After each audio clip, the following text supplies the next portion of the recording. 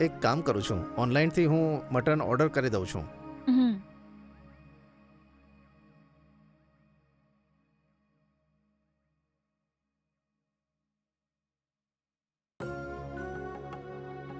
હમ, 1 kilo મટનનો order આપ્યો છે, બરાબર?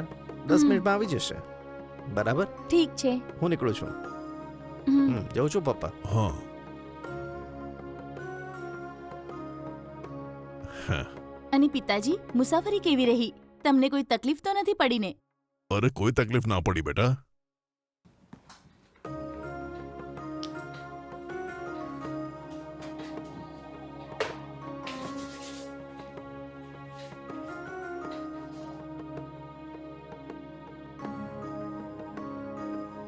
પિતાજી, હમ. હવે તમારી તબિયત કેમ છે? ઠીક છે ને? હા બેટા, હવે ઠીક છું. તમે સમયસર દવાઓ તો લો છો ને? હા હા, ટાઈમસર લઉં છું બેટા. અને તમે બધી દવાઓ સાથે લઈને આવ્યા છો ને? હા લાવે છું ને. પપ્પા, ઓફિસ માટે હું નીકળું છું. હા ધ્યાનથી જજે બેટા. હા, સારું પપ્પા. અચ્છા ગીતા, હું નીકળું છું. દરવાજો બંધ કરી દે. હમ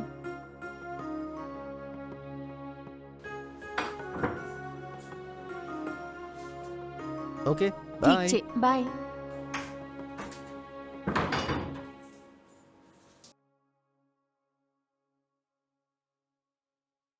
પિતાજી, હમ. તમે રૂમમાં જઈને આરામ કરો ને.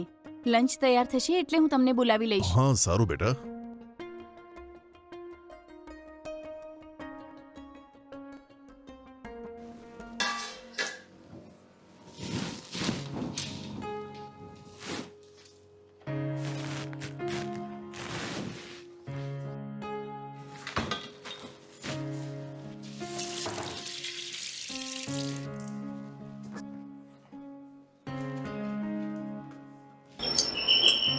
હમ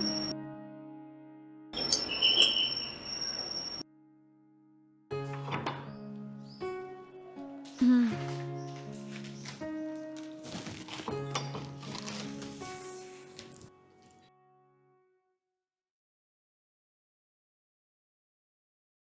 પિતાજી, પિતાજી, પિતાજી, ઉઠો ને પિતાજી.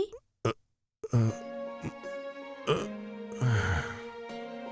શું આ છે બેટા? જમવાનું તૈયાર છે, આવીને જમી લો ને. આટલી જલ્દી તૈયાર થઈ ગયું? હા પિતાજી, આવો ને. સારું બેટા, તું થાળી તૈયાર કર, હું આવું છું. હમ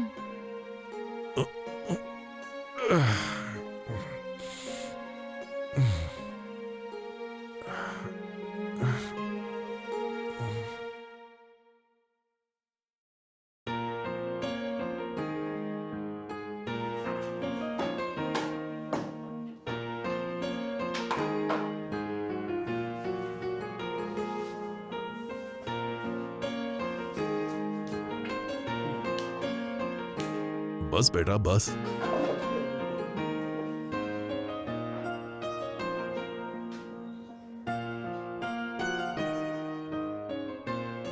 બેટા તું પણ ખા ને. હું પછી જમી લઈશ પિતાજી, તમે જમો ને. સારું બેટા.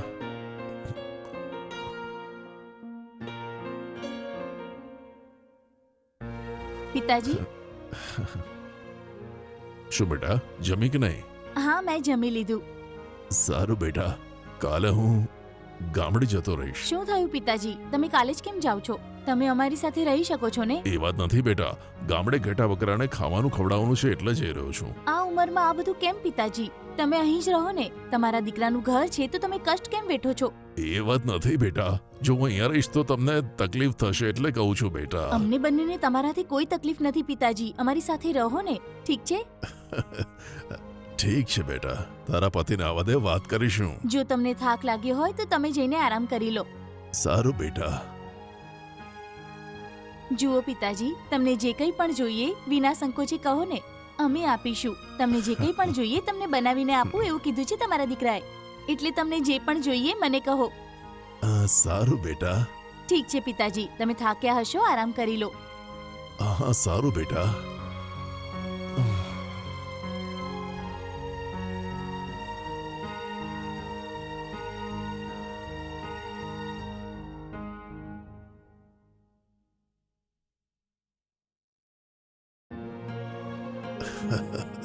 પિતાજી, ગરમા ગરમ ચા પી લો. હા.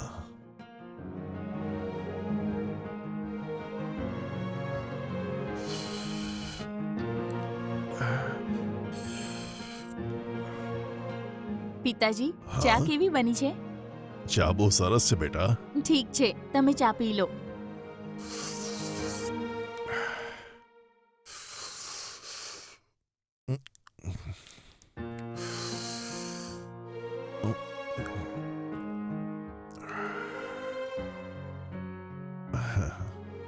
પિતાજી હા, મારે તમને એક જરૂરી વાત કહેવાની છે. શું વાત છે? આમ ઉદાસ કેમ છે? અત્યારે એ જે ઓફિસમાં કામ કરે છે ત્યાંનું કામ ખૂબ જ મુશ્કેલ છે. ત્યાં એમનું કામ કરવાનું મન પણ નથી. એમ વાત છે? હા પિતાજી, એટલે તમારા દીકરા પોતાનો કોઈ બિઝનેસ શરૂ કરવા માટે પ્લાનિંગ કરે છે. તો જો તમે એફડીના જે પૈસા ભેગા કરીને રાખ્યા છે એ અમને આપી દો તો એમને બિઝનેસ શરૂ કરવા માટે થોડી મદદ મળશે. અમે દર મહિને તમને વ્યાજ આપી દઈશું પિતાજી, અને 6 મહિનામાં તમારા બધા જ પૈસા પાછા આપી દઈશું. આમ કેમ અચાનક બોલે છે? અરે એફડી માંથી જે વ્યાજ આવે છે એનાથી જ મારું જીવન જીવું પણ છું. આ શું કહો છો પિતાજી? તમને જે પણ જોઈશે એ અમે બંને જોઈ લઈશું. તમારે ગામમાં એકલા રહીને કષ્ટ વેઠવાની કોઈ જરૂર નથી. જિંદગીભર અમારી સાથે રહો. જો તમે અમારી સાથે રહેશો તો તમારે એ પૈસાની જરૂર પણ નહીં પડે પિતાજી. ના બેટા, સિટીનું જીવન અમારા માટે સારું નથી હોતું. થોડા દિવસ પછી જ્યારે હું ગામડે પાછો જઈશ ને તો આ જ વ્યાજના પૈસા મને કામ અરે આવશે. ના ના બાપુજી, તમારે કોઈ ગામ જવાની જરૂર નથી. અમારી સાથે જ રહો. તમને કોઈ વસ્તુની તકલીફ નહીં થવા દઈએ પિતાજી. જો કોઈ વડીલ ઘરમાં હશે તો અમને પણ સારું લાગશે પિતાજી. દયા કરીને તમારી ફિક્સ ડિપોઝિટમાં જે પૈસા પડ્યા છે એ તમારા દીકરાને આપીને અમને મદદ કરો પિતાજી. માત્ર 6 મહિનામાં વ્યાજ સાથે અમે બધા પૈસા પાછા આપી દઈશું. સારું બેટા, હું આપું છું. ખૂબ ધન્યવાદ પિતાજી. તમારું આ અહેસાન ક્યારેય નહીં ભૂલીએ. કઈ વાંધો નહીં બેટા. જો કે ફિક્સ ડિપોઝિટમાં કેટલા પૈસા જમા છે? લગભગ આશરે 10 લાખ રૂપિયા હશે બેટા. એવું છે? સારું બાપુજી.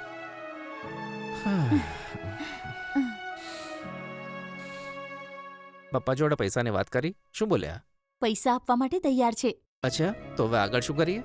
સૌથી પહેલા તમે બાપુજીને લઈને ગામડે જઈ આવો. ત્યાં બેંકમાંથી બધા પૈસા વિથડ્રો કરીને કારમાં બેસીને સીધા જ ઘરે એ આવી ઠીક જાઓ. છે. તેમના અહીંયા રહેવાથી તને કઈ પ્રોબ્લેમ તો નથી ને? સાચું કહું તો એમનાથી આપણને કોઈ પ્રોબ્લેમ નથી. પહેલા તમે પૈસા લઈને અહીં આવી જાઓ. સારું સારું.